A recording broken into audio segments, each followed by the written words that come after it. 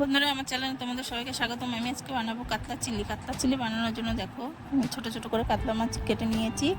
এবার আমি 1 চামচ কর্নফ্লাওয়ার, গোলমরিচের গুঁড়ো, তাতে একটু নুন দিয়ে, তারপরে একটু টমেটো সস, তারপর চিলি সস, তারপরে সোয়া সস, তারপরে একটু কাসুন্দি দিয়ে ভালো করে একটা চামচের সাহায্যে মেখে নেব।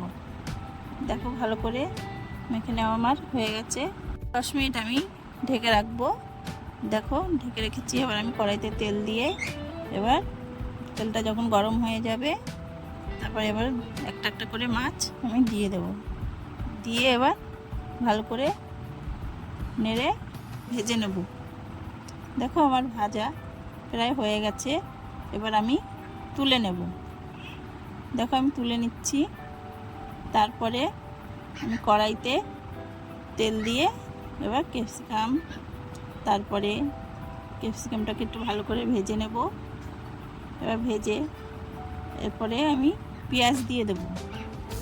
পেঁয়াজ দিয়ে নেড়েচেড়ে ভালো করে ভেজে তারপরে আমি দিয়ে দেব টমেটো দিয়ে ভালো করে নেড়েচেড়ে তারপরে দিয়ে দেব লঙ্কা, কাঁচা লঙ্কা চেরা, তারপরে একটু নুন দিয়ে দিয়েছি।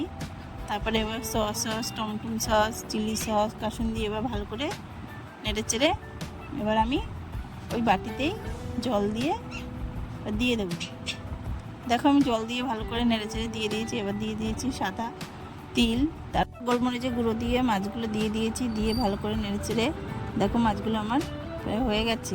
যদি আমার রান্নাটি ভালো লাগে আমাকে সাবস্ক্রাইব, লাইক, কমেন্ট, শেয়ার করে দিও। দেখা হবে পরের ভিডিওতে। আমার মাছটি কমপ্লিট।